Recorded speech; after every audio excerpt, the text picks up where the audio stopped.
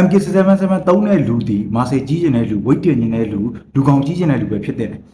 MK777 ဒီဝိတ်ကြဖို့လည်းအထောက်အကူပြုတယ်ဒါပေမဲ့သူ့မှာပါလာတဲ့ effect တစ်ခုက bite စာစေတဲ့ဟော်မုန်းကိုအရန်နှောက်ဆော်တဲ့ effect သူ့မှာရှိနေတယ်အဲ့တော့ဝိတ်ချမဲ့လူ calorie short စားမဲ့လူကအစီကြောင်းအောင်လုပ်နေတဲ့အချိန်မှာ MK777 သုံးရင်အစီကြာနှုံးလဲကောင်းတယ်လို့ bite ပူစာလို့ calorie တိုးစားမိနိုင်ကြီးအရန်များတယ်အစားပူစားမိနိုင်ကြီးအရန်များတယ်ဝိတ်တင်တဲ့လူမှာတော့စားနေတဲ့ဂျားတွေကကိုထက်စားခြင်းစိတ်တွေဖြစ်တဲ့ effect ကသူ့မှာရှိနေတော့ short စားတဲ့လူဆိုစဉ်းစားကြည့်အဲ့ထက်နှစ်ဆလောက်ပိုပြီး bite စာနိုင်တယ်ပေါ့နော်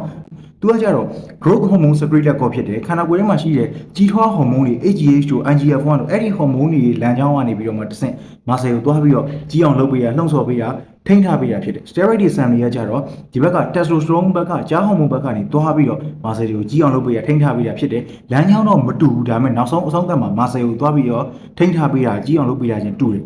အဲ့နားလေလွယ်အောင်ပြောမယ်ဆိုရင် MK ပဲ33 steroid ပဲ33 SAM ပဲ33မာဆယ်ကြီးအောင်လုပ်တော့မယ်ကျွန်တော်တို့ခန္ဓာကိုယ်တွေကိုဒီဟာကြီးသုံးပြီဆိုရင်ကျွန်တော်တို့ကမာဆယ်ကိုတန်းတိဆောက်နိုင်တာမဟုတ်ဘူးလွယ်ပြောရင်ကျွန်တော်တို့ကတိုက်တလုံးဆောက်တယ်လို့ပဲအလုပ်သမားတွေခေါ်လိုက်တာဒါပေမဲ့အုတ်သေးကြောက်ဘီလက်မြေအကုန်ပေးနိုင်မှသူတို့ဒီတိုက်ကြီးကိုဖြစ်အောင်ဆောက်လို့ရမှာအဲ့လိုမဟုတ်ဘူးကွာအလုပ်သမားတွေခေါ်ထားပြီးဘာမှမပေးဘူးဆိုရင်ဘာအလုပ်မှလည်းပြီးမှာမဟုတ်ဘာတိုက်မှလည်းဖြစ်လာမှာမဟုတ်အဲ့တော့ပဲခန္ဓာကိုယ်ထဲမှာမာဆယ်တိဆောက်မဲ့ကောင်တွေတော့အများကြီးဝင်လာတယ်ဒါပေမဲ့တိဆောက်စရာကုန်ချမ်းမရှိရင်ဘယ်မာဆယ်မှလည်းဖြစ်မလာဘူးမာဆယ်တော့ထိန်းထားပေးနိုင်တဲ့အကျိုးကျေးဇူးတော့ရမယ်အကျိုးရှိရဆိုရင် like and share လေးလုပ်ပါပါကျေးဇူးတင်ပါတယ်